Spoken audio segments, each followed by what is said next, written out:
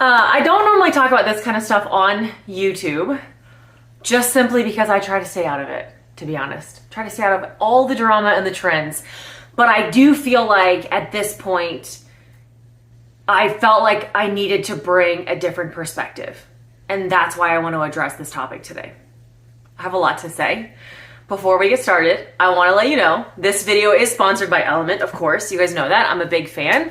I drink at least 2 of these packets every day right now, especially since it's summer, and I'm doing a better job of exercising, so go me. I'm sweating a lot, it's summer, and because of that, I need more electrolytes. Since I'm not eating carbs, my body doesn't hold water the way that it does if you're eating a bunch of carbs. And so especially the sodium, potassium, magnesium that this little packet offers is what I need in order to stay hydrated, help me feel best, keep me from feeling drained, keeping my digestive system running smoothly, and it's why I incorporate this. They also have flavored versions, which are sweetened with stevia. Grapefruit is out for the summer. My husband is a really big fan of the citrus and the orange. They're like his nostalgic throwback to Gatorade from being a kid. Element has a deal where you can get this free sample pack and try out all of their flavors if you go to drinkelement.com/LauraSpath, and I'll put the link down below. So thank you to Element for sponsoring this video. Okay, Carnivore Trends. Let me say first of all what I'm talking about, and then I want to talk about why I'm frustrated in general, and then try to offer a little bit different perspective. So the trends that I'm talking about, I've been around for 5.5 years, so I've seen a lot of trends come and go. The social media blow up of carnivore has come, and it's really changed over the years. I think for many years, long before I was carnivore, there was people that were doing carnivore, and they were just eating the meat that they liked and living their life on and on. There wasn't as much concern about ratios and all of the macros and the trends and like kind of some of these fads that we see come around. And people were just living their lives. But one of the downsides of social media is that it kind of breeds this, like, I want to be a part of something, or I got to be caught up on the next biggest trend. The benefits of social media is that we get to then see what everybody else is doing. We learn. I probably would have never found out about carnivore if it wasn't for podcasts. And I know a lot of you have found out about this and healed amazing things from following people on social media. So there's a lot of benefits to it. I think though sometimes the downside is that to be clickable, we have to sensationalize things or try to get a trend started, which is going to get everybody on the same page. I want to take a step back and say that any person who is talking about one of these trends that I'm going to get into, I don't think they have bad intentions. I do assume good intentions for people that are talking about these things, because the majority of these trends have a reason why they started. People aren't just like pulling this out of thin air and saying like, oh, I think we should all follow this and go in this direction. There's a reason and a context for why that trend started in the first place. And I will give a few examples. I think though, because of social media, a lot of times that context is lost. And it goes away from being, this is the specific person who could use this trend for a specific reason for a short amount of time. And it turns into, well, everybody's doing this, so now I need to do it. And we all get sucked up into wanting to be a part of what everybody else is doing because we think that this is going to be the next thing that's going to make everybody thin and successful. So the trends that I'm kind of talking about is we've seen like a really low fat trend a couple of years ago, the protein sparing modified fast. That kind of then turned into the high fat.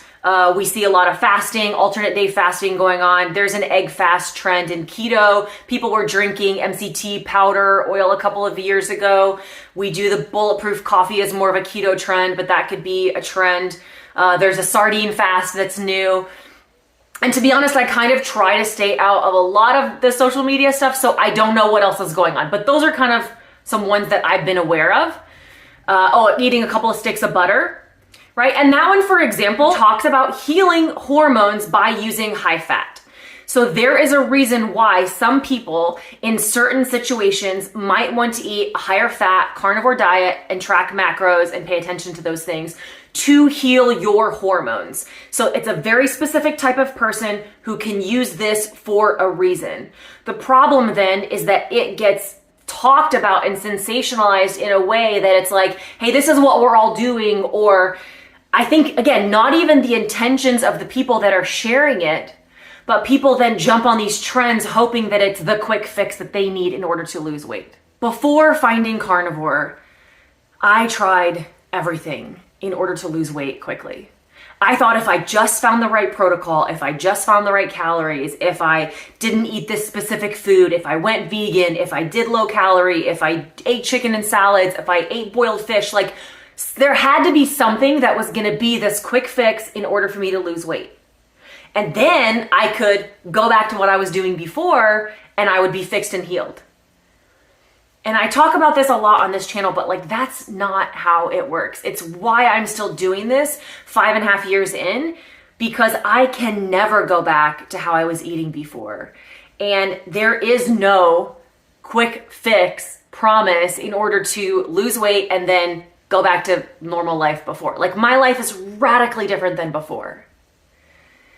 And my biggest frustration with all of these carnivore trends is that I think some people are using them to try to lose weight quickly, thinking that that will then fix their issues with food. Again, whoever is sharing them, I think they originated from good intentions. I don't know the origin of the sardine trend that's happening right now, or the sardine fast where you eat nothing but sardines. I don't know why that started. I'm sure there's a reason. And if it's working it's an interesting concept, right? I think you're just eating less. It's helping you to cut out a lot of other foods. It's not a real fast, but it's also not like eating real food. So maybe it's somewhere in between where you're eating less calories. So there's some benefit to that. But I think that I have personally heard of and seen people using it as a way to try to just lose weight quickly, not realizing that maybe the reason why it's working is not because you're eating sardines for 3 days, but it's because of what you are not eating. The egg fast is another prime example. You don't have to people do an egg fast thinking that that's going to help them lose weight. It's not because you're eating eggs for 7 days. It's because all of a sudden you're not eating the keto treats or the other inflammatory foods, or you're not eating too much dairy. One of the things that upsets me about people getting caught up in these trends is that they're doing it when it's not appropriate for them. Okay, let me use this as an example. I'm sure the comment section is already filled with people who are saying, Laura, you're a hypocrite. You literally just did a video on fasting. You talk about fasting all the time. That's a carnivore trend. I try to be very clear that fasting is not for everybody. I also got sucked into fasting too often, looking for quicker results. And the problem was that when you're doing anything in such an extreme way that you can't maintain it long term, I have seen and I have fallen into the camp of I push myself so hard into something that makes me so miserable looking for those quick results that then I fall completely off the wagon and end up introducing tons of bad food and carbs and junk, and I just go completely off the rails. When maybe if I just would have fasted a little less often, maybe if I wouldn't have limited myself to only eggs for 5 days, or maybe if I wasn't trying to force myself to eat a stick of butter extra a day that I didn't want, that I would have enjoyed what I was doing more, that would make it easier for me to stick to, that then would give me better results long term. There are people who need to do lower fat occasionally, higher fat occasionally, in order to break a stall, achieve a result, heal something that they're dealing with. All of those things should be very temporary tools. Same thing goes with fasting. Maybe there's a reason why you would want to try eating sardines. I don't think you could pay me to eat sardines for 3 days, but I hope that it's beneficial for people. My fear with all this is that we get caught up in something that's not sustainable for us, and it just causes us to fall off the wagon and end up 3 steps back because we were trying to take a shortcut in moving forward. And that is a reality that I have had to confront myself a lot over the last 5.5 years. Wondering, is what I am doing sustainable? Can I keep this up? Am I enjoying what I'm doing every single day? And I remain carnivore, not because I need to be carnivore and I need to label myself as a carnivore, right? This is another side note, but I think there is so many times where we are not eating something, or I see people in the community that are afraid to eat something because it's not carnivore, because they're so concerned about being labeled that. When in reality, this is your life. We are all trying to just be happy and healthy long-term. Who cares what the label is? If you need to or want to eat spices and have no reaction, if there's a vegetable that you like that you want to include, go for it. This one bite of a vegetable that you're having occasionally is not poisoning you like so many people say. I'm sorry. It is all about how you are reacting to those foods. I don't eat vegetables because they cause me bloating, digestive issues, they cause me some inflammation, and mainly just like too much constipation and all my digestive issues that I've talked about in other videos. I don't eat fruit or sweets because I have no off switch when it comes to sweets. And I can't eat those things and then stop myself without overeating and causing myself to go completely off the rails. So those are the reasons I don't include fruit and vegetables. Carbs, I guess, falls into that same category. Wheat, grains, like all of those things are inflammatory to me. I can't moderate those things. But I'm not concerned with what I am eating being labeled carnivore, right? I don't eat a lot of things that are not considered carnivore, if rarely. You guys, I know that we joke about the pickles all the time. I think the question that a lot of people need to ask themselves is, why are they not eating a particular food? Are they not eating that food because it's causing them issues, because it's not making them feel well, or because they can't moderate that food? Or are they not eating that food because somebody might not consider them carnivore if they did? And that's when I caution, like, where is the mindset behind what we are doing? Some of these wild trends that are happening with carnivore, or some of the times where it's like, I can't eat that because it's not carnivore, we end up losing a lot of buy-in from people who could truly be healed by this way of eating because we look crazy. People think that I'm crazy anyway because I eat only meat. So that's not really my concern.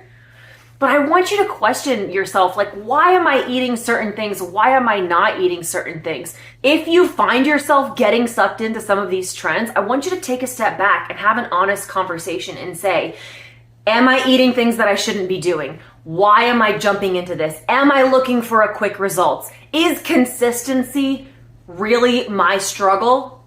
Do I think that this is going to help me get rid of some other issues and cravings that I'm doing? Am I using this trend for the original context and purpose in which it was designed? Or am I getting caught up in hoping that I can have some type of magic, quicker results? It doesn't matter if this helps you take 3 steps forward if you are pushing yourself so hard that you fall off the wagon and go 6 steps back. The goal in all of this is to find a way to be consistent. Something like incorporating a fast occasionally is how I can do. I don't have to track some of these macros. I don't have to do these other things. To me, that's my lever. That's not the right lever for everybody. But when you are pulling these levers, think about small adjustments. Things that you can do that are still allowing you to live the life that you want to live. We still have to be able to enjoy the food that we're eating and live the life that we want to live. Obviously, the caveat to that is if you are dealing with major health issues, then you may not be able to do what you want to do. You can't incorporate spices or some other things if you want. But that's because you still need to get to the root cause issue, and you need to look into things like chronic inflammatory response syndrome, or looking for the root cause issue as to why you cannot heal. But telling yourself you can't have something because it's not carnivore, or falling into trend after trend and jumping from extreme to extreme, like carnivore, ketovore, this is extreme enough. We are working hard to keep sugar and carbs and junk food and processed food and seed oils out of our diet on a regular basis. It is hard enough living within this scope of things. Why narrow yourself to something even smaller. I love simplicity. You don't find me making a lot of recipes on this channel. I love eating meat. I think I keep things simple enough around here in order for me to be able to stick to it and maintain it. But I also have to be aware that I'm not pushing myself into one extreme just for the sake of it or looking for those quicker results, thinking that that is somehow going to make the change. When in reality, I need to focus on me and my relationship with food and consistency overall and how I am living my everyday life. So I hope this was helpful. Let me know if you've gotten sucked into any of these types of trends. Maybe they're helpful for you. Please offer context for people on when they've been helpful and if they've been helpful, something that you can stick to that's made you successful. I just want to offer a different perspective as people are sharing a lot of these trends that we tend to see come and go. So let me know if this was helpful or not. Talk to you guys later.